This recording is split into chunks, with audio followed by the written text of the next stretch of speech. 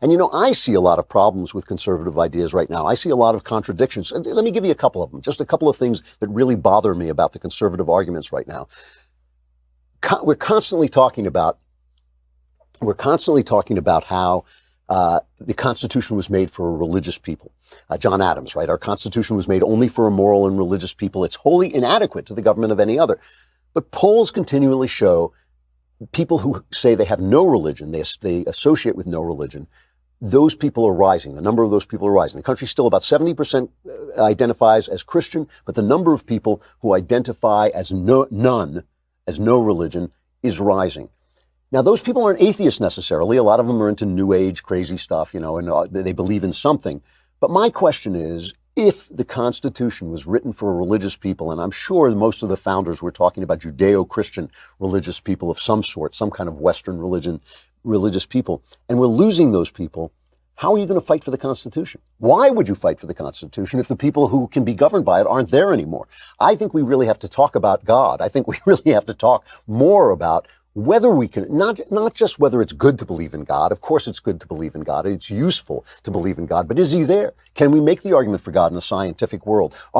Is this assumption that we're hearing more and more from the Steven Pinkers of the world and the Jonathan Haidts of the world saying to us, God, you can't really believe in that in new science. Is that true? Does it have any reason behind it whatsoever? Why? That's something we should be talking about, because why would we sell the Constitution, which is written for religious people, to a increasingly non-religious people? This is another thing. This drives me crazy. Our God King, Jeremy Boring, was for a momentarily tossed off Twitter, suspended from Twitter today. He made a joke about Brussels sprouts, and they're just trying to find anything they can to censor conservatives. Ben got in touch with Twitter, and they kind of said, oh, well, maybe we made a mistake on this Brussels sprouts thing, but it's just going to happen again. It's happening all the time. It's happening to Franklin Graham on Facebook. It's happening to conservative voices, and some conservative voices who are nuts, but still they deserve a hearing. And I keep hearing conservatives say, well, Twitter is a private company. Twitter is a private company, but our right to free speech is protected by government, but it comes from God. And if Twitter and Google and Facebook have a monopoly on the dispersal of information, if they have a monopoly on the information, then they are censoring people, is depriving us of our God-given rights, and we should turn to government to stop them.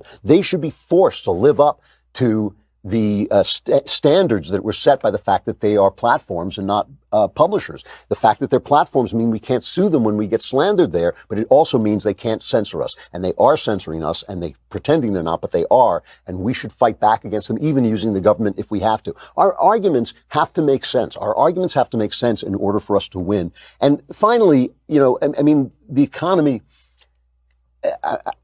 capitalism is a beautiful thing. Capitalism, globalism, these have lifted people up. Free trade have lifted people up. But we have got to address problems in our country. Trump is absolutely right about this, good character or no. We cannot have our own people dying of opiate addiction, unemployed, hopeless in the middle of the country, and say, yeah, but some guy in India has a job now. That doesn't work. That is not the way you run a country, and we cannot have our freedoms. We cannot have our freedoms while people starve and despair. So all I'm saying is, you want to talk about the fact that Trump and Hillary were the only choices we had in the presidency. Fine. Talk about what we are doing wrong, how conservatism has failed, how our arguments have to make sense, and then I'll start to listen. But just taking pot shots at Trump, to me, it's narcissism, and it doesn't get you anywhere at all.